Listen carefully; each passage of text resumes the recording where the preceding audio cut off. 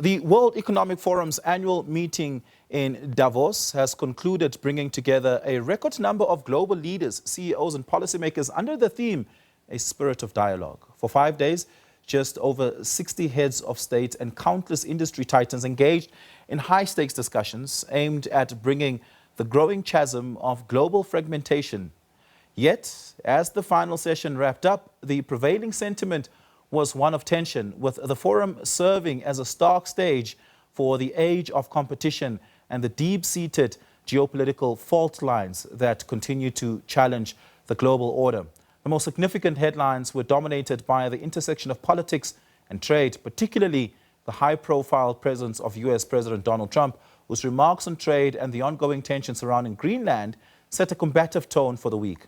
For more on this, we're joined by Mikatekiso Kubai, senior researcher at the Institute for Global Dialogue associated with UNISA and research fellow at the Institute for Pan-African Thought and Conversation at the University of Johannesburg.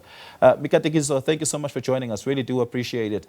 Given your focus on the global political economy of finance and inclusive economic development, what is the most significant structural reform you believe is necessary for African nations to achieve genuine economic inclusion and move beyond the reliance on traditional aid or debt financing?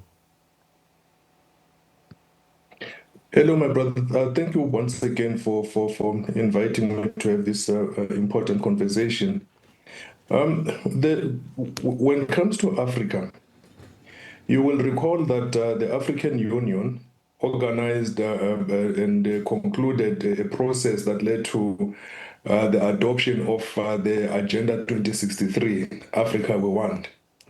In order to arrive, at that agenda, at that Africa that we want, they organized 15 flagship projects. 15 flagship projects that range from free trade, Africa Continental Free Trade Area, a single air traffic market, a single digital migration, and so on. So 15, all of them, in total, aimed at fast tracking industrialization, and with it, of course, development, and so on and so forth. Now, one of the challenges, at least, where I have been observing, is that there isn't much conversation, or at least much tracking, right? Of country preparation or country level preparation for programs designed to meet what the Agenda 2063 actually has set up. For instance, at country say Chad, what is it there that is being done for instance to meet the ends of the Agenda 2063 Africa that we want, using the flagship projects, for instance, and so on. And how do we actually track those processes, the connection between domestic programs and that of the continent.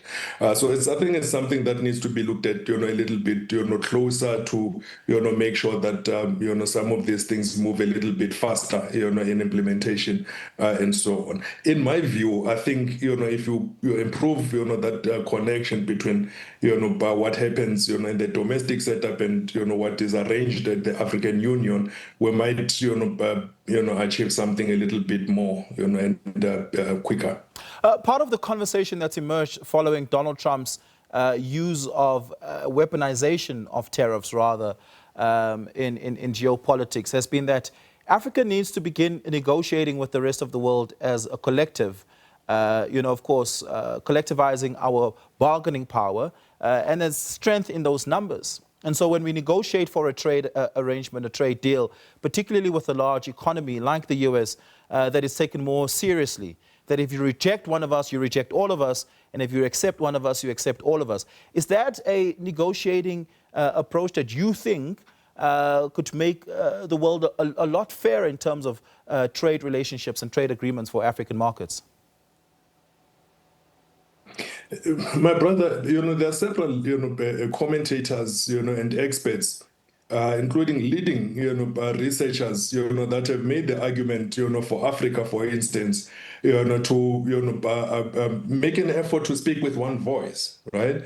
To negotiate, a better trading, regime, with the rest of the world as one solid bloc. Because it's easier, you have bargaining power. It's a whole rather than individualized, countries, and by you have that way by doing it together collectively, you have greater strength. You have you can pool the advantages that all of the individual countries have into one collective, one big giant structure that can negotiate, one giant advantage that can negotiate in a more meaningful way with others, right?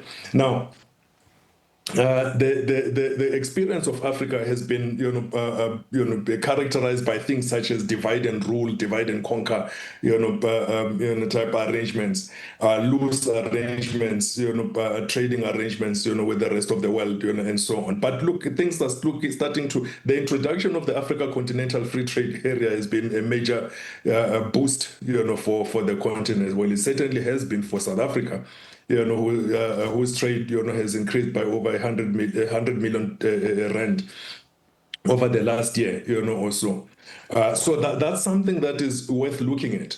The European Union is, especially now with these, changes introduced, by, the behavior of, the Trump administration, right? Is moving around as a bloc. Looking at developing new trade partnerships, new trade arrangements, with different regions, different countries. They've just recently signed one, with a few countries in Mercosur. They are, engaging China. They're engaging, and so on. And they've had, an EU South Africa summit. They've had an EU Africa summit, and so on. Going as a bloc to negotiate, as a bloc. I think that's something that Africa can look at, doing, and certainly there's potential to benefit, with that strategy. Yeah. And just lastly and importantly here is that oftentimes it is seen that African leaders are on the periphery at gatherings such as the World Economic Forum, that the focus really is on America and Europe, and they set the agenda for that. Do you think that, given that South Africa has hosted the G20 summit, that we've made some level of progress towards making sure that the agenda focuses on the global south at gatherings like the World Economic Forum? Certainly. South Africa is going to be hosting, a mini Davos, next year, right?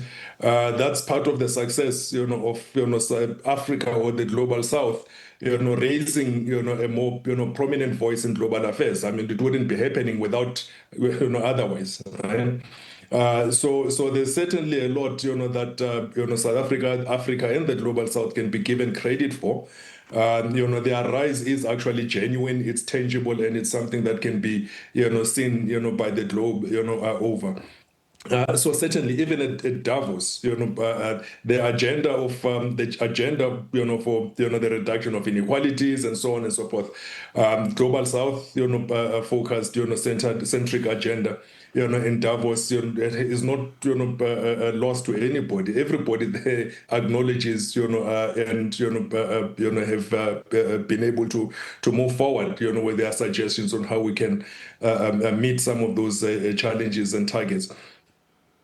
You will recall that at the G20, summit, a declaration was achieved, right? A declaration, not a statement, not a leader statement, not the chairperson statement, a declaration of those countries that, were participating, there, of course, maybe with the exception, maybe say of the United States, which, did not participate, maybe say Argentina there, Yeah. but a declaration was achieved.